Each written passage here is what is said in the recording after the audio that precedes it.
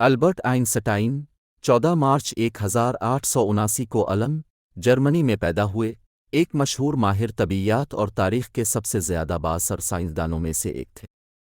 Albert Einstein کے بارے میں کچھ اہم تفصیلات یہ ہیں۔ نظریہ اضافیت: آئنسٹائن اپنے نظریہ اضافیت کے لیے سب سے زیادہ مشہور ہے، جسے اس نے 20ویں صدی کے اوائل میں تیار کیا۔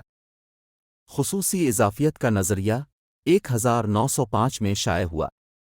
خلا، وقت اور مادے اور توانائی کے درمیان تعلق کے بارے میں ہماری سمجھ میں انقلاب برپا کر دیا۔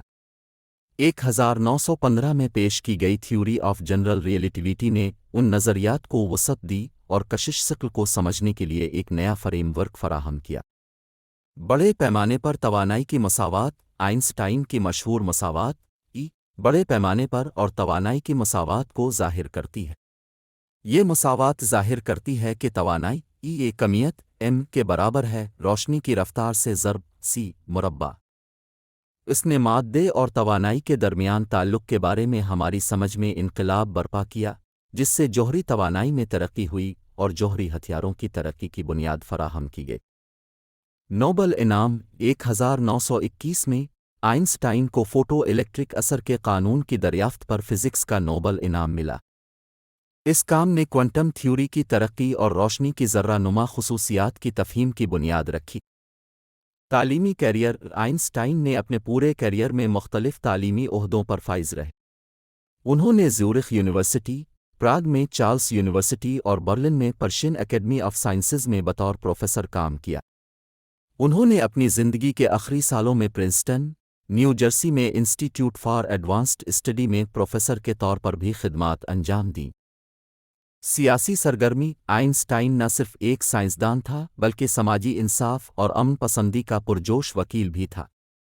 وہ شہری حقوق کے فروغ، صہیونیت کی حمایت اور جنگ اور جوہری ہتھیاروں کے خلاف بات کرنے میں سرگرم عمل رہے۔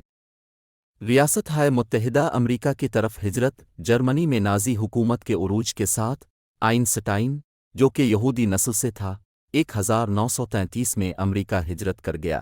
اس نے پرنسٹن میں انسٹی ٹیوٹ فار ایڈوانسڈ اسٹڈی میں ایک عہدہ قبول کیا اور اس میں امریکی شہری بن گئے۔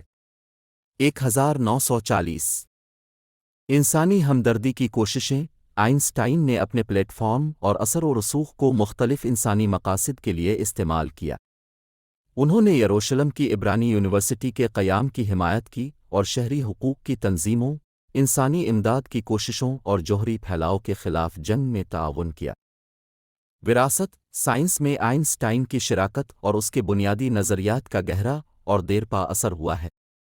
اس کے کام نے جدید طبیعیات کی بنیاد رکھی اور اس کے خیالات کائنات کے بارے میں ہماری سمجھ کو تشکیل دیتے رہتے ہیں۔ وہ بڑے پیمانے پر تاریخ کے عظیم ترین سائنسی ذہنوں میں شمار ہوتے ہیں۔ البرٹ آئنسٹائن کی ذہانت، فکری تجسس اور زمینی نظریات دنیا بھر کے سائنسدانوں، محققین اور مفکرین کو متاثر کرتے رہتے ہیں۔ اس کی میراث طبیعیات کے دائرے سے باہر ہے، کیونکہ اس نے دنیا کے بارے میں ہماری سمجھ کو تشکیل دینے میں تنقیدی سوچ، تخیل اور علم کے حصول کی اہمیت کو واضح کیا۔